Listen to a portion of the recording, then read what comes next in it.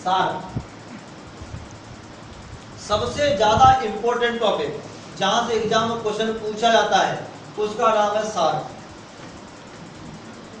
इसका हिंदी अनुवाद है दक्षिण एशियाई क्षेत्रीय सहयोग संगठन, और इसको इंग्लिश में कहते हैं साउथ एशियन एसोसिएशन और फॉर रीजनल कॉर्पोरेशन। ठीक है, देखिए भारत में क्या जितने भी साउथ एशिया के कंट्री हैं, साउथ एशिया में आपके यही आते हैं, जो कंट्री जिनकी बात कर रहे हैं वो कंट्री आते हैं आपके साउथ एशिया में। सबसे पहले इंडिया और साउथ एशिया के अदर मेंबरों ने मिलकर के ये कहा कि हम लोगों को एग्रीकल्चर सेक्टर कैसे डेवलपमेंट किया जाए। सार्क में सबसे ज्यादा मेन मुद्दा जो है वो एग्रीकल्चर है। और क्या मुद्दा है उनमें? उन्नत किस्म के बीज कैसे तैयार किए जाएं, क्योंकि सीधी सी बात है, देखिए भारत में ग्रीन रेवोल्यूशन आ चुका था। ग्रीन रेवोल्यूशन की स्थापना आपको पता ही होगा 1966-67 में एम एस स्वामीनाथन ने भारत में की थी। वैसे इसके जनक नारायण बोरलॉग कहे जाते हैं। अब हरित क्रांति को बढ़ावा तो मिलना है, लेकिन सबसे जरूरी क्या है? उन्नत किस्म के बीज, टेक्नोलॉजी। अगर आज भी हमारे देश में खेती अगर बैलों से की जाए तो हमारे अंदाज से खेती ना हो पाए। ट्रैक्टर का डेवलपमेंट करना, उसके लिए गेहूं काटने के लिए थ्रेशर। अब आप देख रहे हो कि इस साल हमने देखा कि धान को बोने वाली मशीन आ गई। पहले तक हम लोग खड़े होकर के धान लगाते थे, अब जो है धान की मशीन आ गई है, ट्रैक्टर में डालते हो कोई मशीन है जिससे धान अपने आप बढ़ जाते थे। गेहूं तो कटी जाते हैं, काटे नहीं होते हैं। पहले क्या होता था, गेहूं को काट करके ऊपर से बैल घुमाते थे, फिर उनको जा करके सहलाते थे, फिर भूसा अलग करते थे, फिर उसमें ऊपर रोते थे। तो किसान लोग पूरी गर्मियों का सीजन में केवल एक ही काम कर पाते थे, केवल गेहूं निकाल पाते थे। अब वर्तमान में गांव वाले अपने गेहूं काट के रख लेते हैं और बचे टाइम पे ताश खेल लेते हैं।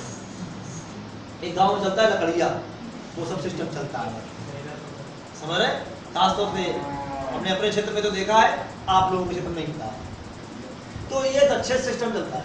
तो इसमें सबसे पहले दिसंबर, ध्यान देना यहाँ पे, दिसंबर 1985 में सार्क की स्थापना की गई 7 मेंबरों के साथ। कितने मेंबर थे इसमें तब? 7 मेंबर के साथ इसकी स्थापना की गई।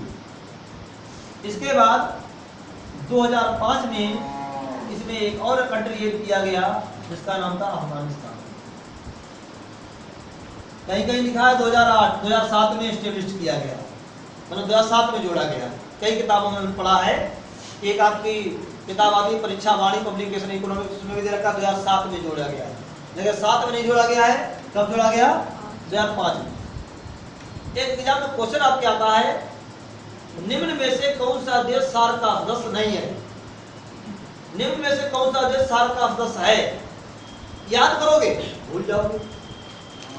एक व्यक्ति है जिसका नाम है पिना। अब हम आपको याद करने का शॉर्ट ट्रिक बता रहे हैं, कैसे आपको याद किया जाए। एक व्यक्ति है जिसका नाम है पिना, हो सकता है नहीं हो सकता है?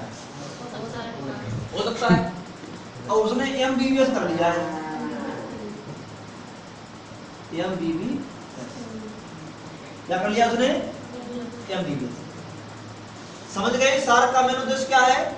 एक दूसरे की हेल्प करना, इकोनॉमिकली अपनी टेक्नोलॉजी को प्रोवाइड करना और उन्नत किस्म के बीज तैयार करना, और बीज तैयार करने वाले लोगों को प्रोवाइड करना। दवाइयों को अगर इनोवेशन कर लेता है कोई नई किस्म की दवाई, तो एक दूसरे को प्रोवाइड कराना। फ्री ट्रेड पर हस्ताक्षर करना, सेज को बढ़ावा देना, स्पेशल इकोनॉमिक जोन, ये सब काम है किसके? सार्क के। तो सार्क की स्थापना 1985 में की गई थी और 2005 में इसमें अफगानिस्तान जोड़ा गया। और वर्तमान में इसमें मेंबर हैं 8: मालदीव, भूटान, बांग्लादेश, श्रीलंका, पाकिस्तान, इंडिया, नेपाल और अफगानिस्तान। अब एग्जाम में क्वेश्चन आता है कि मालदीव के प्रेसिडेंट कौन है, भूटान के प्रेसिडेंट कौन है, इनके सबके प्रेसिडेंट और PM के नाम पूछे जाते हैं। तो मालदीव प्रेसिडेंट कौन है? अब्दुल्ला यामीन। अब्दुल्ला अमीन। इससे पहले थे मोहम्मद नसीर। भूटान के प्रेसिडेंट जिग्मे खेल्ले।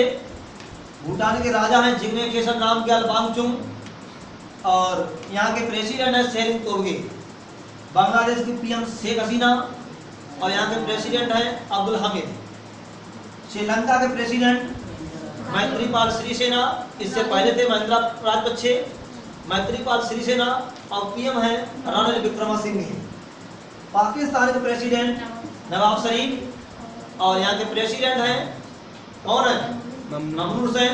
इससे पहले थे आपके आसिफ अली जरदारी और पीएम थे यूसुफ रजा गिलानी इससे पहले। ठीक है। इंडिया के पीएम नरेंद्र मोदी और इससे पहले थे डॉक्टर मनमोहन सिंह। यहाँ के प्रेसिडेंट आपको पता ही होगा प्रणब मुखर्जी। इससे पहले कौन थे? प्रतिभा देवी सिंह पाटिल। और नेपाल के पीएम अभी नए बने हैं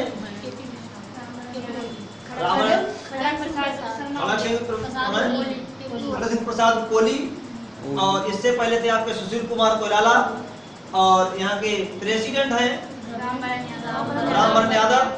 और अफगानिस्तान के प्रेसिडेंट अशरफ गनी और इससे पहले थे हामिद करज़ई। ठीक है। तो ये आपके प्रेसिडेंट और पीएम के नाम है। ठीक है। अब आपका क्वेश्चन इनकी समिट कब और कहाँ हुई? तो इनकी जो 16 समिट हुई थी वो थिम्पू में हुई थी। थिम्पू कहाँ है?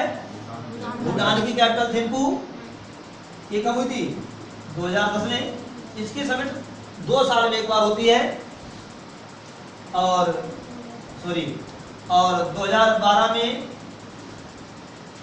मालदीव में हुई थी 17वीं समिट। अद्दू में कहाँ हुई थी? अद्दू में। 2014 में कहाँ हुई थी? काठमांडू। काठमांडू कहाँ है? नेपाल में 18वीं। और 19वीं समिट इसकी इस्लामाबाद में होगी। और इस्लामाबाद आपको पता ही होगा कहाँ है? पाकिस्तान में। तो ये 14 में। ये कहाँ कब होगी? 2016 में। तो ये आपकी साल की समिट है। ठीक है। इस पर क्वेश्चन और पूछा जाता है कि इसके इस समय राष्ट्राध्यक्ष कौन है? तो इसके वर्तमान में राष्ट्राध्यक्ष अर्जुन बहादुर थापा है। इससे पहले मोहम्मद सलीम थे और उससे पहले फातिमा दियाना सईद थी। ठीक है। कौन थी? फातिमा दियाना सईद। ये अर्जुन बहादुर थापा जो है ये नेपाल के हैं और मोहम्मद सलीम ये मालदीव के थे और फातिमा दियाना सईद ये भी मालदीव की थी। और बता दें सार्क की एकमात्र महिला राष्ट्राध्यक्ष फातिमा दियाना सईद एक ही हुई है अभी तक। फातिमा दियाना सईद। इससे पहले इसके बाद कौन बने हैं? मोहम्मद सलीम। इसके बाद कौन बने हैं? अर्जुन बहादुर थापा। तो ये आपको सार्क के बारे में डिटेल ये एग्जाम में आपके पूछा जाता है तो कर दीजिएगा। इसके बाद हम आगे डिस्कशन करते हैं। नोट करिए।